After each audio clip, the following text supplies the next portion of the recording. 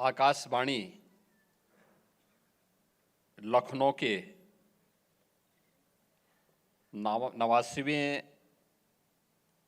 स्थापना दिवस के अवसर पर आयोजित आज के सम्मान समारोह में लखनऊ की महापौर श्रीमती सुषमा खड़गवाल जी, मुख्य कार्यकारी अधिकारी प्रसार भारती श्री गौरव द्विवेदी जी, महानिदेशक आकाशवाणी श्री राजीव कुमार जैन जी, कार्यक्रम प्रमुख आकाशवाणी लखनऊ श्रीमती सुमना पांडे जी, उत्तर प्रदेश शासन के सलाहकार श्री अवनीश अवस्थी जी, उत्तर प्रदेश के वे सभी विभूतियां जिन्हें पद्म पुरस्कार से सम्मानित किया गया और आज आकाशवाणी के स्थापना दिवस के अवसर पर इस मंच के माध्यम से भी उन्हें सम्मानित करने का अवसर प्राप्त हो रहा है, ऐसे सभी विभूतियों का और आकाशवाणी लखनऊ के माध्यम से संवाद की इस कला की ताकत को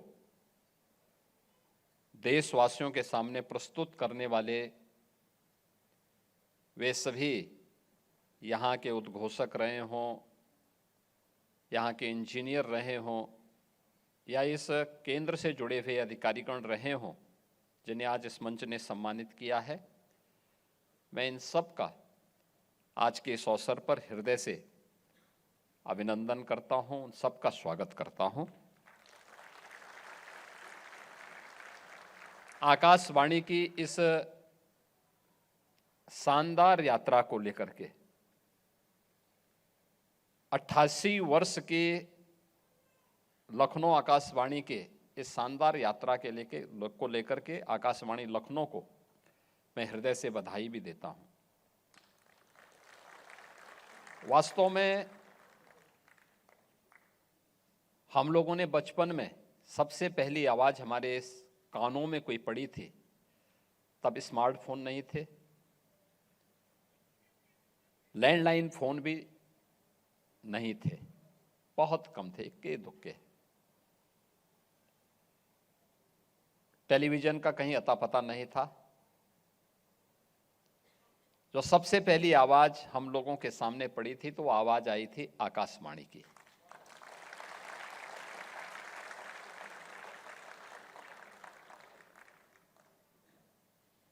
हम लोग इस बात को हमेशा महसूस करते हैं। मुझे याद है कि उस समय आकाशवाणी से प्रातःकालीन सत्र में, यानी एकदम प्रातः उसमें वह एक बहुत अच्छी धुन के साथ आकाशवाणी का कार्यक्रम प्रारंभ होता था कि भरत चले चित्रकूट, और बहुत शानदार तरीके से हर घर में वो लोग सुनते थे उसको। कैसे समाज को जोड़ने का माध्यम आकाशवाणी बना था, कैसे भारत की आस्था को सम्मान देने का माध्यम बना था, यह हम लोगों ने बचपन में देखा, सुना। थोड़ा बड़े हुए तो देश और दुनिया के अंदर क्या हो रहा है, हमें समाचार पत्र की पहली लाइन भी आकाशवाणी के अलग अलग समय में चलने वाले बुलेटिन के माध्यम से ही प्राप्त होती थी। और उसमें याद रखना, दोनों चीजें थी, भाषा की शुद्धता भी थी और समाचार की गुणवत्ता भी थी, और उसमें सच्चाई भी झलकती थी। यानी उसमें पीठ पत्रकारिता कहीं नजर नहीं आती थी। जो जैसा है वैसे ही प्रस्तुत करने का साहस भी उस समय हम लोग देखते थे। और आकाशवाणी के अलग अलग केंद्रों से, लखनऊ से तो जो मुख्य केंद्र था यहां से था ही, 2 अन्य केंद्रों से हमें समाचार सुनने का अवसर प्राप्त होता था, एक नजीमाबाद से और एक गोरखपुर से। इनके अलग अलग समय थे समाचार के। दूसरा, हिंदी की उपभाषाओं को, बोलियों को, भोजपुरी को, अवधी को, गढ़वाली और कुमाऊनी को, अलग अलग बोलियों को भी कैसे स्थानीय लोगों को जोड़ने का माध्यम बनाएं और उसको कैसे लोकप्रिय बनाए जाएं, यह भी हम लोगों को आकाशवाणी के माध्यम से सुनने को, देखने को अवसर प्राप्त होता था।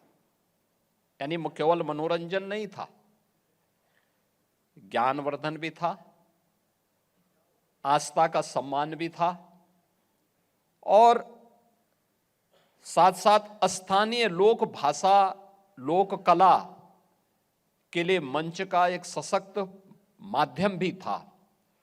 और उस सशक्त माध्यम के 88 वर्ष ठीक आज ही के दिन उस समय के उत्तर प्रदेश की प्रीमियर यानी संयुक्त प्रांत के प्रीमियर पंडित गोविंद वल्लभ पंत जी के कर कमलों से प्रारंभ हुआ था। और मेरा आज सौभाग्य है कि 88 वर्षों की शानदार यात्रा के आज के समारोह में उत्तर प्रदेश की उन विभूतियों को, जिन्हें आदरणीय प्रधानमंत्री जी के विजन के अनुरूप अपने अपने क्षेत्र में विशिष्ट योगदान के लिए पद्म पुरस्कार से सम्मानित किया गया, और आकाशवाणी के कार्यक्रमों में अपनी प्रस्तुति के माध्यम से या आकाशवाणी के संवर्धन में अपना योगदान देने वाले उन सभी विभूतियों को आज यहाँ पे सम्मानित करने का अवसर मुझे प्राप्त हो रहा है। मैं इस अवसर पर पंडित गोविंद वल्लभ पंत जी की स्मृतियों को भी नमन करता हूँ कि जिन्होंने 2 अप्रैल 1938 को इस केंद्र का शुभारंभ किया, और आज इस यात्रा ने कहां से कहां तक की यात्रा प्रारंभ की है। मुझे लगता है जहां पहले कोई नहीं पहुंच पाता था, वहां आकाशवाणी जरूर पहुंच जाती थी, गांव हो या शहर। और ये आजादी के पहले की यात्रा है। 1938 तब देश आजाद नहीं हुआ था। पहली धुन वंदे मातरम की, आकाशवाणी लखनऊ से। याद करिए 1924 में कांग्रेस के अधिवेशन में मोहम्मद अली जौहर के द्वारा वंदे मातरम का विरोध किया गया था। 1937 में कांग्रेस ने फिर यह तय किया कि नहीं, इसके पहले 2 छंद गाए जाने चाहिए, और 1938 में आकाशवाणी लखनऊ से वंदे मातरम का गायन हो रहा है। आजादी की लड़ाई को कैसे आगे बढ़ाया जाना है, वह एक मंच आकाशवाणी बना था देश की आजादी के दौरान भी। और आजादी की उस लड़ाई को आगे बढ़ाने के साथ ही कलाकारों के लिए, साहित्यकारों के लिए, अलग अलग क्षेत्र से जुड़ी हुई विभूतियों के लिए, कृषि के लिए, युवाओं के लिए, या फिर अलग अलग क्षेत्र में जो लोग हस्तशिल्पियों के लिए कौन से कार्यक्रम हो सकते थे, इसमें व्यापक शोध होता था। लोग रुचि लेते थे, उनकी बोली के अनुरूप कार्यक्रम प्रस्तुत करते थे। किसान दर्शन का कार्यक्रम ही चलता था, मैं देखता था कि रेडियो लगा करके किसान बैठ करके उसको सुनते थे। जैसे आज आकाशवाणी के उस कार्यक्रम को हम लोग जब देखते हैं, जब प्रधानमंत्री जी के मन की बात आती है, जैसे प्रधानमंत्री जी ने 3 अक्टूबर 2014 से प्रारंभ किया और अब तक 132 एपिसोड मन की बात की आदरणीय प्रधानमंत्री जी निरंतर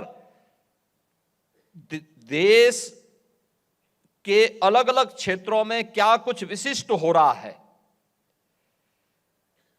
विकसित भारत की संकल्पना को आगे बढ़ाने में हम सब का योगदान किस रूप में हो सकता है, और कैसे हम भी समाज के लिए कुछ विशिष्ट योगदान दे सकते हैं, इन सभी को ध्यान में रख करके मन की बात 132 एपिसोड ये अपने आप में प्रधानमंत्री जी के देश प्रथम और उन लोगों को जिन्होंने देश के लिए कुछ योगदान किया है, उनको स्वयं उनके द्वारा उसको एप्रिशिएट करना और फिर देशवासियों को भी बताना अपने आप में एक बहुत बड़ा सम्मान होता है। प्रधानमंत्री जी के श्रीमुख से किसी के लिए उनकी उपलब्धियों को सुनना ये अपने आप में किसी सम्मान से कम नहीं है, बहुत बड़ा सम्मान है। और ये प्रधानमंत्री जी लगातार 2014 से मन की बात के माध्यम से हर बार 5-7 ऐसे दृष्टांत देशवासियों के सामने प्रस्तुत करते हैं जो प्रत्येक भारतीय के लिए एक नई प्रेरणा होती है। और यह दृश्य हम लोगों को बचपन में तब देखने को मिलता था जब कोई विशिष्ट कार्यक्रम आकाशवाणी का आता था। मैंने बताया ना, तब स्मार्टफोन नहीं थे, तब टेलीविजन भी नहीं था, तब लैंडलाइन टेलीफोन की भी इतनी स्थिति नहीं था। तब लोगों के पास देश और दुनिया को जानने के लिए, मैंने कहा ना, जहां सड़क नहीं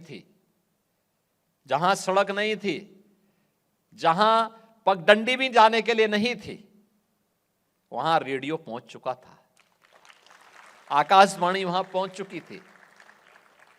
आकाशवाणी के कार्यक्रम वहां लोगों को प्रेरित करते थे कि उनको भी अपना मंचन देना चाहिए। यानी लोक वाद्य को भी प्रोत्साहित किया था आकाशवाणी ने।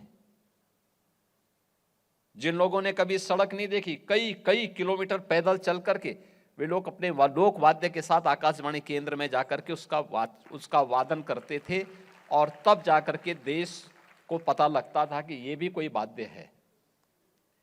उन कलाकारों के बारे में प्लेटफॉर्म बना था आकाशवाणी। उन किसानों के बारे में आज हमने यहां मंच पर तमाम विभूतियों को सम्मानित किया। आज साधन है, आज हमारे पास स्मार्टफोन है, आज हमारे पास आने जाने के आवागमन के भी साधन है, आज हम जानकारी ले लेते हैं। लेकिन उस समय कुछ भी ऐसा नहीं था, लेकिन वह भी समय देखा है और ये चीजें दिखती हैं कि आवाज से आगे बढ़कर एक जन विश्वास का सशक्त माध्यम या आकाशवाणी बनी थी, ऑल इंडिया रेडियो बना था, और लखनऊ भी उसका एक केंद्र आज से 88 वर्ष पहले बना था। ये हम सब के लिए सचमुच एक गौरव का क्षण है। हाँ, समय के अनुरूप हम अपने आप को उसके अनुरूप कितना तैयार कर पाए हैं, यह 88 वर्ष के बाद हमें चिंतन करने की आवश्यकता है। कैसे हम आज के अनुरूप इस कार्यक्रम को और लोकप्रिय बना सकते हैं, कैसे और प्रभावी बना सकते हैं। उस समय की टीम काम करती थी, हम स्कूल में पढ़ते थे, हमें पता लगता था क्या कार्यक्रम चल रहे हैं। आपस में हम लोगों में चर्चा होती थी कि आकाशवाणी में कौन कौन से कार्यक्रम चल रहे हैं, इसकी भी चर्चा होती थी। और उन कार्यक्रमों के बारे में हम लोगों को स्कूलों में भी बताया जाता था कि आकाशवाणी में ये कार्यक्रम आ रहा है, आप लोग थोड़ा इसको देखिए क्या क्या चीजें होती हैं। भाषा को शुद्ध करना हो तो सीखो, थोड़ा देखो कैसे आकाशवाणी के उद्घोषक जब आकाशवाणी के माध्यम से समाचार के बारे में बताएंगे तो उनके शब्दों के चयन की प्रक्रिया को थोड़ा देखो। वह होता था सीखने की, जानने की एक उद्भट अभिलाषा, और तब व्यक्ति को पता लगता था कि वास्तव में दुनिया क्या है। और उस दुनिया ने जहां पे आवाज से आगे बढ़ करके हम लोगों ने उस जनविश्वास के प्रतीक के रूप में अपने आप को देखा है, और आज पीढ़ी दर पीढ़ी उसको आगे बढ़ते हुए देखा है। पंडित गोविंद बल्लभ पंत 1937 में उत्तर प्रदेश के प्रीमियर बने थे। प्रीमियर मुख्यमंत्री के समकक्ष होता था। मुख्यमंत्री का पद ये 1950 में जब हमने संविधान अंगीकार किया और देश के संविधान को लागू किया, इसके बाद से प्रारंभ हुआ, लेकिन उससे पहले प्रीमियर के रूप में उत्तर प्रदेश के अंदर यह नियुक्ति होती थी और प्रीमियर के रूप में पंडित गोविंद बल्लभ पंत जी को उत्तर प्रदेश के पहले प्रीमियर के रूप में कार्य करने का अवसर प्राप्त हुआ था। और उन्होंने इस आकाशवाणी केंद्र को उस समय शुभारंभ किया था।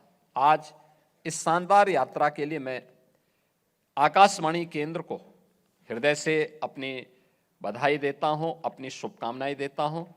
और मैं इस अवसर पर इस बारे में जरूर कहूंगा कि आज यहाँ पे जिन विभूतियों को सम्मानित किया गया है, साहित्य के क्षेत्र में डॉक्टर विद्याबिंदु सिंह जी का योगदान अत्यंत अभिनंदनीय है, सराहनीय है, और हर एक कार्यक्रम में उनका एक सकारात्मक भूमिका भी लखनऊ के अंदर हम सबको देखने को मिलती है। पंडित हृदय नारायण दीक्षित जी एक अच्छे साहित्यकार के रूप में और राजनेता के रूप में भी उनकी ख्याति है। आज वे यहाँ पर नहीं हैं। वे इस उम्र में भी अभी एक परिवारजक के रूप में देश भर का भ्रमण करते हैं, और मुझे बताया गया कि आज वे छत्तीसगढ़ में हैं। तो मैंने उनके पुत्रों से कहा है कि अब आएंगे तो एक बार लेके आइए। दीक्षित जी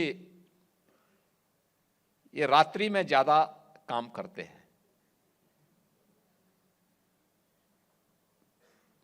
विधानसभा सत्र के दौरान एक बार मैं देख रहा था कि दीक्षित जी थोड़ा ऐसे ऐसे कर रहे थे, तो मैंने कहा यार क्या हो गया।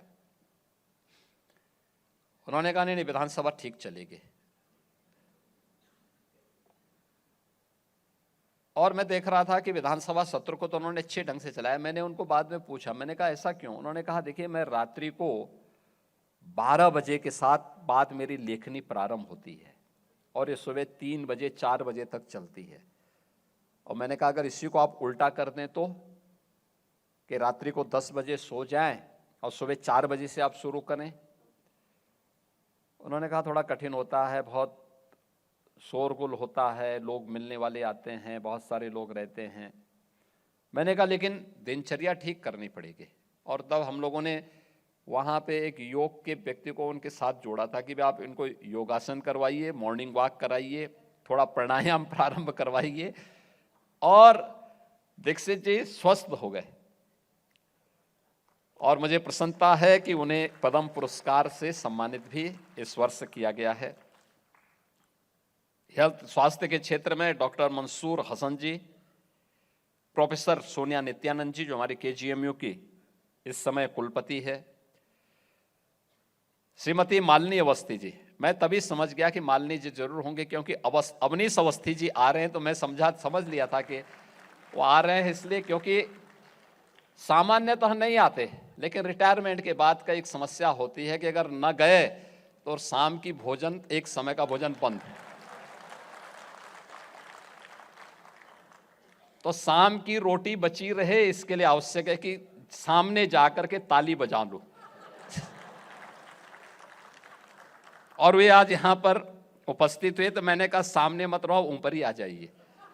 आपने देखा होगा, इसलिए वो भी सामने आकर के उन्होंने भी उस पुरस्कार में, क्योंकि यद्यपि उद्घोषक हमारे गलत कह रहे थे, उन्होंने उल्टा बोला है क्योंकि अवस्थी जी से लगता है पुराना उनका संबंध है। तो उन्होंने कहा कि किसी महिला के आगे बढ़ने में पुरुष का योगदान होता है। ऐसा नहीं है, उल्टा है कि किसी पुरुष के आगे बढ़ने में महिला का योगदान होता है।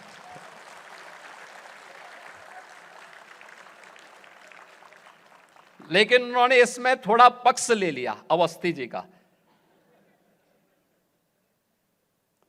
सुश्री अरुणिमा सिन्हा जी ये पर्वतारोही हैं और काफी अच्छी इनके साथ उपलब्धियां जुड़ी हैं। Doctor R K. धीमन जी नहीं आए, हमारे एसजीपीजीआई के डायरेक्टर हैं। सोनिया नित्यानंद जी जो हमारी केजीएमयू की इस समय कुलपति है। श्रीमती मालिनी अवस्थी जी, मैं तभी समझ गया कि मालिनी जी जरूर होंगे क्योंकि अवनीश अवस्थी जी आ रहे हैं, तो मैं समझ लिया था कि वो आ रहे हैं इसलिए क्योंकि सामान्य तो नहीं आते, लेकिन रिटायरमेंट के बाद का एक समस्या होती है कि अगर न गए तो शाम की भोजन, एक समय का भोजन बंद। तो शाम की रोटी बची रहे इसके लिए आवश्यक है कि सामने जाकर के ताली बजा लो। और वे आज यहाँ पर उपस्थित हुए, तो मैंने कहा सामने मत रहो, ऊपर ही आ जाइए। आपने देखा होगा, इसलिए वो भी सामने आकर के उन्होंने भी उस पुरस्कार में, क्योंकि यद्यपि उद्घोषक हमारे गलत कह रहे थे, उन्होंने उल्टा बोला, क्योंकि अवस्थी जी से लगता पुराना उनका संबंध है, तो उन्होंने कहा कि किसी महिला के आगे बढ़ने में पुरुष का योगदान होता है। ऐसा नहीं है, उल्टा है कि किसी पुरुष के आगे बढ़ने में महिला का योगदान होता है।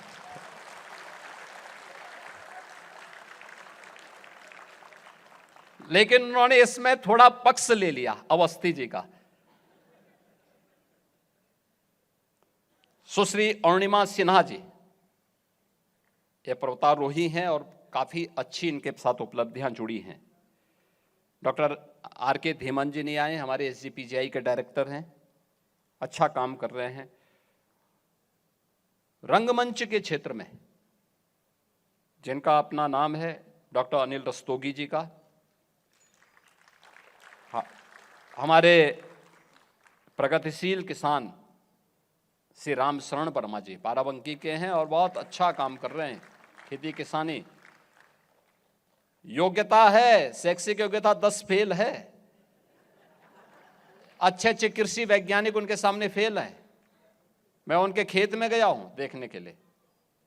खेती की बात खेत में, उन्हीं के हमने कृषि उसी के खेत में जाकर के हम लोगों ने देखी है कैसे प्रोग्रेस होता है, ये हमें वहां देखने को मिला है। और डॉक्टर सुनील प्रधान जी, इन सभी को यहाँ पे सम्मान किया गया। और आकाशवाणी के जो वरिष्ठ प्रसारक रहे हैं, जिन्होंने आकाशवाणी लखनऊ को और आकाशवाणी केंद्रों को एक नई ऊंचाइयां दी, श्री गुलाबचंद जी, श्री सुशील रावत बनर्जी जी, श्री सतीश कुमार ग्रोवर जी, श्री यज्ञदेव पंडित जी, जिनकी आवाज़ हम लोग बचपन में सुनते थे, विजय कुमार बनर्जी जी, श्री रज्जन लाल जी, श्री नवनीत मिश्र जी, श्री हरीश सनवाल जी, श्री भोलानाथ जी, श्री केवल कुमार जी, ये सभी को आज यहाँ पे मंच पर इन लोगों को सम्मानित करने का अवसर प्राप्त हुआ। मैं आकाशवाणी केंद्र और प्रसार भारती को धन्यवाद दूंगा कि उन्होंने अपने पुराने नींव के पत्थरों को स्मरण किया है और उत्तर प्रदेश की इन विभूतियों को सम्मानित किया है, जिन्होंने उत्तर प्रदेश को प्रधानमंत्री जी के विजन को आगे बढ़ाने के लिए अपने क्षेत्र में लोग विशिष्ट योगदान दे रहे हैं। और वास्तव में ये सम्मान उत्तर प्रदेश की 25 करोड़ जनता का भी सम्मान है, क्योंकि इनका जो कंट्रीब्यूशन है वो अपने लिए नहीं, प्रदेश के लिए है, देश के लिए है, विकसित भारत की संकल्पना को आगे बढ़ाने का है। और उस संकल्पना को आगे बढ़ाने के लिए आज यहाँ पर हम दोनों उत्तर प्रदेश की विभूतियों को भी और आकाशवाणी से जुड़े हुए उन नींव के पत्थरों को भी स्मरण कर रहे हैं। और सबसे बड़ी बात तो ये है कि यज्ञदेव पंडित जी को 99 वर्ष की उम्र में भी आकाशवाणी ने स्मरण किया है।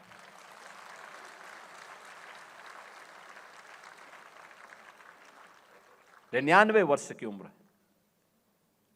हम ईश्वर से प्रार्थना करेंगे कि वे अपना शतक तो पूरा करें, लेकिन शतक से आगे भी जाएं।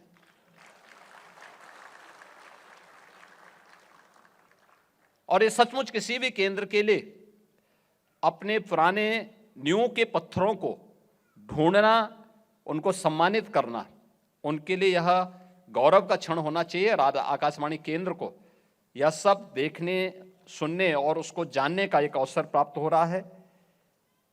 आकाशवाणी ने इस दौरान अनेक आंदोलनों का साक्षी भी रहा है। देश की आजादी का आंदोलन था, भारत छोड़ो आंदोलन रहा हो, देश के विभाजन की त्रासदी रही हो, देश की स्वतंत्रता का आनंद रहा हो, संविधान अंगीकार करने और उसको लागू करने का प्रयास रहा हो, देश के अंदर पहली भी चुनी हुई सरकार के गठन के प्रक्रिया और उसके उपरांत देश के अंदर आपातकाल को भी आकाशवाणी ने महसूस किया है। आजादी के बाद सबसे बड़ा सांस्कृतिक आंदोलन श्री राम जन्मभूमि का आंदोलन, यह भी आकाशवाणी ने देखा है और उसका लाइव प्रसारण भी किया है। आज अयोध्या में श्री राम जन्मभूमि में हम लोगों ने यहाँ पर अब भव्य राम मंदिर के दर्शन भी हर देशवासी कर रहा है। यानी यात्रा कहां से कहां तक पहुंचती है, और मुझे विश्वास है कि अलग अलग क्षेत्र में जो कार्य हो रहे हैं, हमारी लखनऊ की महापौर महीने में एक बार 1 घंटे का कार्यक्रम, जनता के साथ संवाद का कार्यक्रम आकाशवाणी केंद्र से करती है, आकाशवाणी केंद्र से ही करती है। ऐसे अनेक लोगों के लिए एक प्लेटफॉर्म का काम आकाशवाणी कर रही है। और मैं आज यहां पे सीईओ प्रसार भारती भी है, मैं उनसे इसी बात का आग्रह करूंगा कि आज के परिप्रेक्ष्य में आकाशवाणी की भूमिका कलाकारों के लिए, साहित्यकारों के लिए, युवाओं के लिए, किसानों के लिए, हस्तशिल्पियों के लिए, समाज के अलग अलग तबके के लोगों के साथ साथ उन पुराने जो हमारे इस व्यवस्था से जुड़े हुए जितने भी अन्य महानुभाव हैं, उन सब के बारे में भी एक नए दृष्टिकोण के साथ आकाशवाणी आगे बढ़ेगी। इस विश्वास के साथ मैं 88 वर्ष की इस शानदार यात्रा के लिए आकाशवाणी केंद्र लखनऊ को, उससे जुड़े हुए जितने भी यहाँ के पूर्व अधिकारीगण रहे हैं, उद्घोषक रहे हैं, प्रसारक रहे हैं, उन सब का मैं हृदय से अभिनंदन करता हूं। उत्तर प्रदेश की इन विभूतियों को, जिन्हें पद्म पुरस्कार से आदरणीय प्रधानमंत्री जी की प्रेरणा से सम्मानित किया गया है, आज इस अवसर पर उनका सम्मान हुआ है। मैं उनको सबका एक बार उनका भी हृदय से अभिनंदन करते हुए अपनी वाणी को विराम देता हूं। धन्यवाद। जय हिंद।